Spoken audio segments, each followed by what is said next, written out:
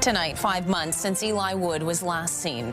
The search efforts underway and how one group is hoping to find answers. Plus, the Kitchener Rangers face off on the postseason. We're live at the Odd as they get set to drop the puck against the Saginaw Spirit. And Easter weekend, just 1 week away. Emily Richards is here with a sweet and savory dish to wow your guests. CTV News at 5 starts right now.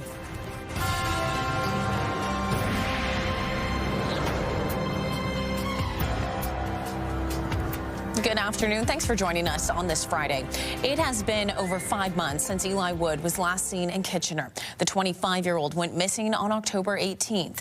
Search efforts back underway today. Let's bring in CTV's Colton Weens for more on this. Colton, a search was held today in Kitchener for Eli. Yeah, that's right, Leanne. A group of concerned citizens gathered at Woodside National Historic Site, searching for any signs of Wood. The group saying, especially with the snow finally melting, it felt like the right time to search. Wood was last seen on October 18th. In the early morning hours of October 19th, flames engulfed his home on Major Street. Waterloo Regional Police haven't said what caused the fire, but suspect arson and foul play could be involved in Wood's disappearance. But police have no updates to the investigation. Organizers of today's search saying the wooded area is nearby the home where Wood was living and wanted to check the area today. Just hoping to take a look. I mean, the snow's been bad, so this is kind of the first time since the snow's melted to that we've looked. So just looking for any evidence that Eli has been here. Yeah, anything that can help in the case at all. Now, the group says they plan to expand their searches throughout nearby areas and continue looking for any signs of where Wood could be. Leanne. Okay, Colton, thanks for the latest on that. CTV's Colton Weens. From selling pies in her Millbank home to one of the most well-known restaurants in Ontario. This week, Anna Mae Wagler, the founder of Anna Mae's Restaurant and Bakery, passed away. The business began in her home on Perth Road 121 back in 1978 before moving to its current location in 1991. Anna Mae sold the business in 2001, but her recipes and legacy lives on. She made it work, and here we are today. And honestly, this town is the town it is today because of this woman. So it's just very impressive what she did, and she's just a wonderful woman. At 6, CTV's Jeff Pickle will have more on Anna Mae's life and legacy and hear from an employee who was there and saw it all from the beginning. Okay, we'll take our first check on the forecast on this Friday afternoon. Wow, was it ever nice to see all that sunshine out there today? Pretty much clear conditions right across southwestern Ontario. Great way to end off the week. Not a cloud in sight out there. Currently sitting at 0 degrees. Temperatures definitely on the cooler side of seasonal today. Winds gusting out of the north-northwest upwards of about 20 to 30 kilometers an hour consistently over the past couple of hours through the later afternoon. Okay, here's a look at right across southern Ontario. Some communities dipping below the freezing mark. It is -4 in Goderich, -5 in Wyerton. A little bit warmer to the extreme southwest of Windsor, where it's 3 degrees, but feels like -1 when you do factor in that wind chill. It's feeling closer to -6 here in Waterloo region. We'll take a live look outside this hour. Sun seems to be going away. Looks like a little bit of cloud cover has moved in as we pass the 5 p.m. mark. A little bit of cloud, but the sun is still peeking out there. Okay, we'll break down the full forecast, take a look at what's in store for the weekend coming up in just a little bit. Before we go to break, here's what you need to know. You can learn to make a traditional spring treat loaded with spices and raisins at the Schneider House tomorrow afternoon. The Hot Cross Buns Bread Workshop happening from 1 to 4 p.m. Cost is $55 per person. Download the CTV News app and stay on top of local stories as they unfold. We go to a dramatic scene unfolding. Customize your feed and watch live wherever you are. ctvkitchener.ca, your home for news. We've been celebrating the fact that spring has finally arrived, and believe it or not, next weekend is Easter weekend. So Emily Richards is here with us to make some Easter goodies in the kitchen on this Friday. Good to see you. Nice to see you too. I'm always happy to chat Easter, and I always like a little sweet and a little savory for Easter. You know, I like both of those too. And of course, you know, my favorite is mini eggs, and 100%. you brought the most delicious looking mini egg treat that we are going to bake together. Yes, we don't want to look over that way. That will save till the end. But yes, it wouldn't be Easter for Leanne without mini eggs, so really of course they are here. But we're going to start with the savory, and another one of my favorites, deviled eggs. Deviled eggs. I don't think people make them enough. I love deviled eggs, and I think they're great for appetizers. In fact, you can even make a meal out of them. Yeah, totally. They're packed with protein. So this one has a little bit of a nod to another favorite ingredient, smoked salmon. Love so we're smoked salmon. combining the two, and this is actually a great way to extend smoked salmon. I don't know about your house, but when I put smoked salmon out, everyone digs in, and it's gone. So this goes a little bit further. So we have here some hard-cooked eggs, and I'm going to get you to add the ingredients and kind of mash everything together. It's really, really that simple. Okay. Hard-cooked eggs, just in a pot of water, put the eggs in cold water, bring them to boil, turn it off, cover it about 10 minutes, and then under cold water, and then peel them. So you can have them ready to go. You can also buy hard-cooked eggs now. So you can cheat the system You can cheat. And then you're going to take out the yolks, and then we're going to add our ingredients. So some Dijon mustard.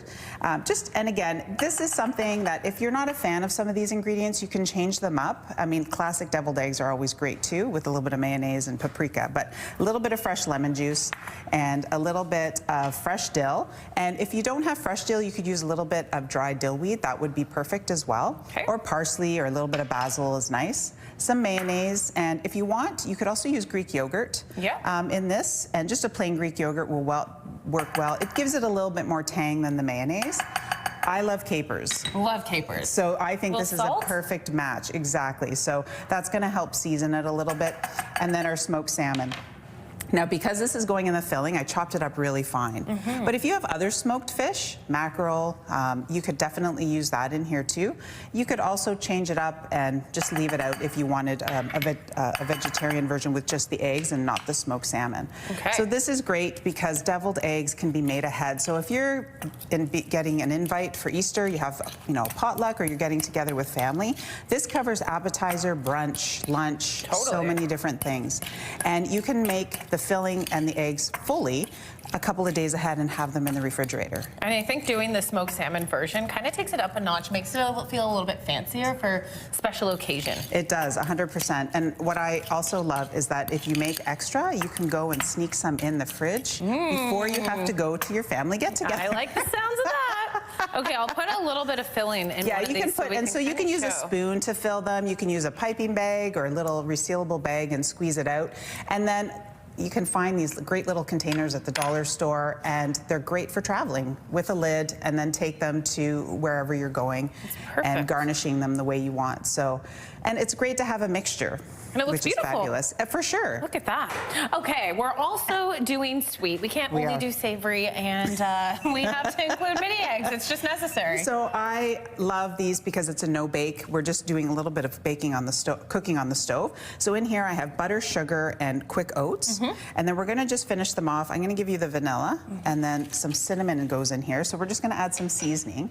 And these are a no bake chocolate mini egg bar. Okay. And the reason why we have the oats in here is because we want them to be a little bit toasty and have the sugar. And can you smell that? Yeah, I was gonna say, this butter, sugar, and oats. Wow, it doesn't get much better than that. So half of this mixture goes into our pan, okay? And Leanne, if you can grab that spatula there, that little offset spatula. I'm going to get you to pat it down for me. And then the other half is going to go in this bowl because I don't want to dirty another pot. I'm going to put our filling mixture in the same pot because it's all going to have the same ingredients, so we don't need to worry about it. This is what I like about baking too. We don't want to get the whole kitchen dirty. Exactly. So what I'm going to do is just with some chocolate chips, these are semi-sweet chocolate chips, and some smooth peanut butter in here. You can use a different nut butter. I've made them with almond butter. It's absolutely delicious.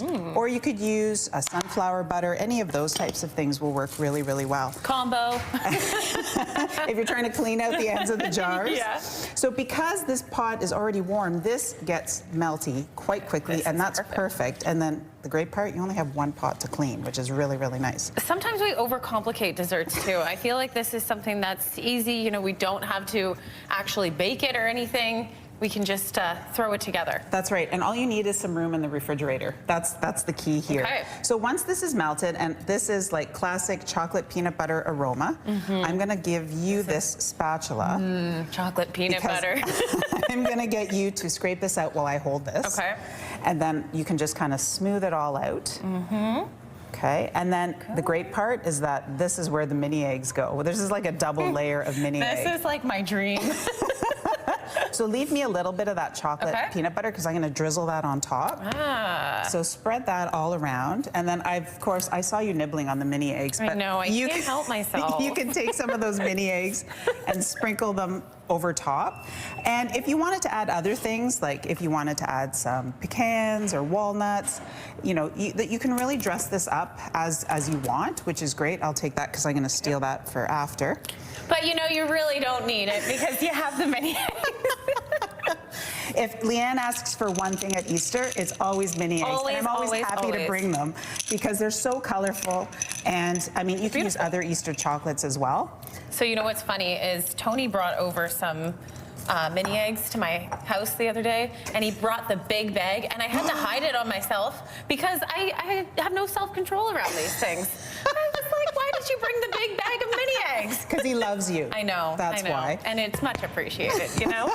Okay, so we're drizzling on We're the drizzling rest of the rest of that little bit of chocolate that we saved, and then you can put some more mini eggs on top. So this goes into the refrigerator for a few hours, and guess what? Dessert is made. This is perfect to enjoy with the kids, the big kids, and it'll last in the fridge, well, and it's a beautiful spring for a few days. Easter treat. Exactly. You can freeze it too, I bet. You Save can. some for later. Good luck. Good luck for saving it for later. Happy Easter. Happy Easter.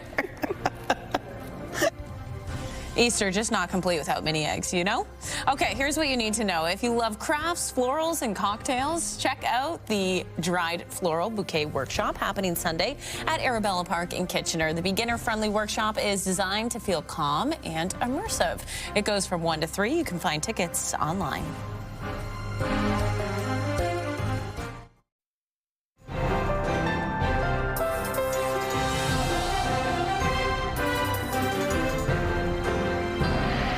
Certainly nice to end off the week on a very sunny note, but it was a little bit deceiving out there, especially early this morning when we woke up. It actually felt closer to -15 when we factored in that wind chill early on this morning. So if you didn't bundle up, you probably were hoping you had an extra layer or two out there with you. We'll take a look at a live look outside. Sun still shining, a little bit of cloud cover out there this hour from downtown Kitchener tonight as we approach that 5:30 mark, currently sitting at -1 here locally. Okay, let's see how things are going to play out as we get into the weekend and take a look at our future cast. So clear conditions continue pretty much right across southern and southwestern Ontario. You can see this next system kind of waiting in the wings that's going to pass over Lake Huron, pass over the Great Lakes, and approach us here overnight Friday into Saturday morning. Those bands of snow are going to build off the north shores of Lake Huron, pretty much affecting us here in Waterloo region early on in the morning. So that chance of flurry activity, it shouldn't be super impactful, but it will be a little bit of precipitation. As you can see, the pink there on our future cast might also bring with it a little bit of freezing rain. Depends where the temperatures actually end up falling tomorrow morning. Then this system moves out. We see cloud cover build overnight Saturday and into Sunday morning. Okay, temperature-wise, -1 here locally through the GTA as well. Some communities sitting on the freezing mark like Hamilton through London too. Plus side of things in the Chatham-Kent area through to Windsor, but it is feeling a little bit cooler when we do factor in that wind chill. Feeling closer to -5 in Waterloo region, -4 along Lake Erie, -10 along Lake Huron, and -3 is what it feels like in Essex County this hour. Now, we did get up to a daytime high of 0 degrees, which is below seasonal for this time of year. Usually our normal is about 7 degrees for our daytime high. So big contrast also from yesterday when we topped out at 12 degrees. Now our low, -7, came around the 5 o'clock hour this morning. Sunset tonight, 7:42 p.m. And overnight tonight, temperatures do dip. -9 will feel closer to -14 when we factor in that wind chill. And tomorrow, temperatures will rise to about 1 degree for the daytime high. It will feel quite cool when we are waking up into the -teens. Again, that chance for flurry activity through the morning and mid-morning hours, maybe even into a little bit of the afternoon, but we will see some sunshine as well out there. Temperatures rebound ever so slightly Sunday. 8 degrees is the top out with cloudy conditions. By Monday, take a look at this. What a way to start off our week. 16 degrees, plenty of sunshine before the next round of precipitation moves in. Dozens of high school students across the province are competing for robotics supremacy. The University of Waterloo is hosting a robotics competition featuring 31 teams who designed, programmed, and built their own bots.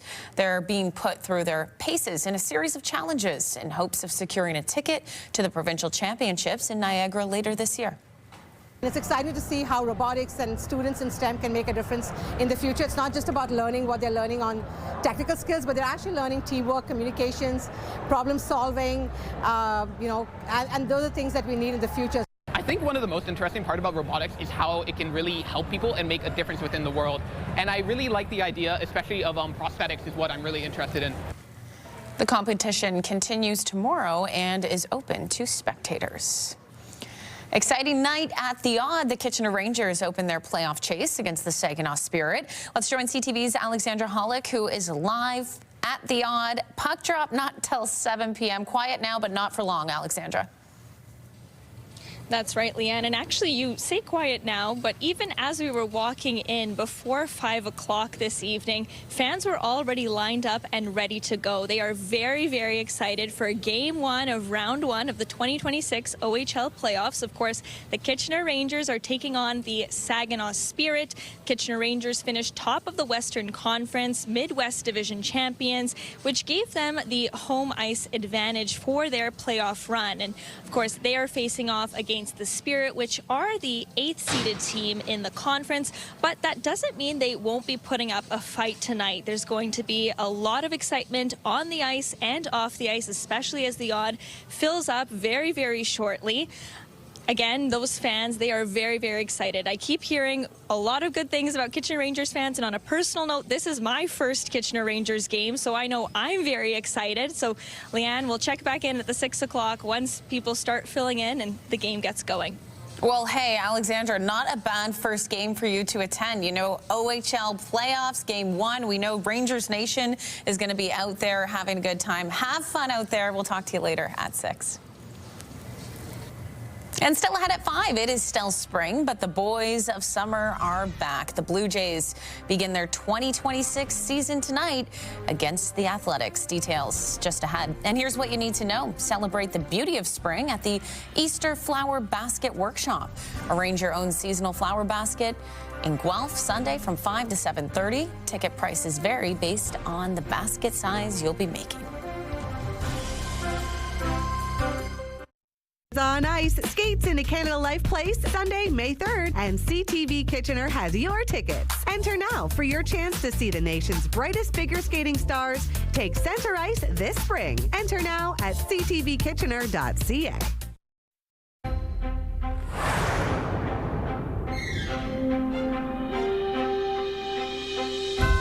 Here's the the final 5 stories we are following on this Friday afternoon.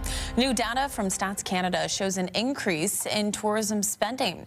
Tourism sector spending rose 1.2% in the fourth quarter of 2025. That's up from 0.9% in the third quarter. Spending from international travelers was up over 3.5%, while spending by domestic travelers was up 0.5% in the fourth quarter. Ontario is out with its annual list revealing the highest paid public sector workers in the province.